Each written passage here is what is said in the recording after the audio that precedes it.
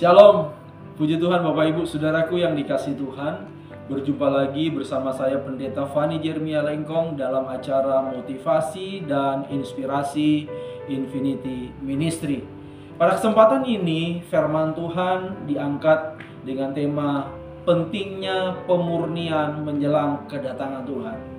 Saya ambil di dalam 1 Yohanes pasal 3 ayat 2 berkata begini, saudara-saudaraku yang kekasih, sekarang kita adalah anak-anak Allah, tetapi belum nyata apa keadaan kita kelak. Akan tetapi kita tahu bahwa apabila Kristus menyatakan dirinya, kita akan menjadi sama seperti Dia, sebab kita akan melihat Dia dalam keadaannya yang sebenarnya.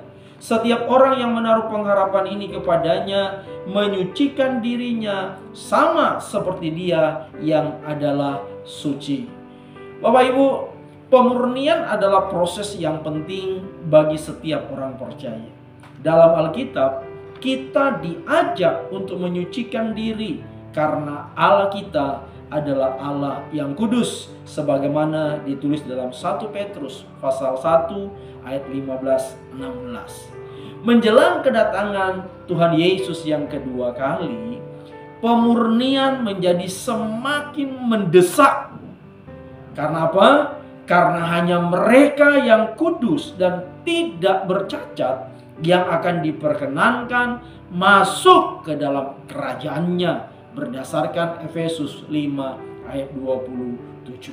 Nah, Bapak Ibu Saudara, mengapa pemurnian itu penting bagi kita sebagai umat Tuhan? Karena yang pertama, sebagai persiapan untuk bertemu Tuhan, ya. Seperti seorang mempelai yang mempersiapkan diri menjelang pernikahan, kita sebagai gerejanya dipanggil untuk hidup suci. Pemurnian menunjukkan sebuah penghormatan dan keseriusan kita dalam menyambut kedatangannya.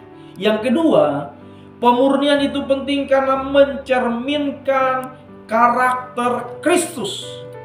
Hidup kudus adalah transformasi kita sebagai ciptaan baru, berdasarkan dalam 2 Korintus pasal 5 ayat 17, dengan membuang segala dosa, kepahitan, iri hati, dan ketidakmurnian, kita semakin serupa dengan Kristus. Yang ketiga, pemurnian itu penting untuk apa? Supaya kita sebagai gereja menjadi terang bagi dunia.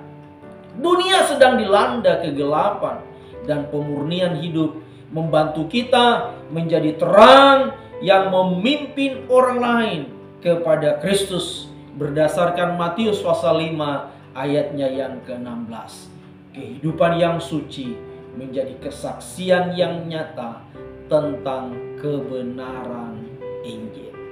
Kiranya Tuhan Yesus senantiasa terus menolong dan terus membimbing kita di dalam kekudusannya, menyongsong kedatangan Tuhan yang kedua kali.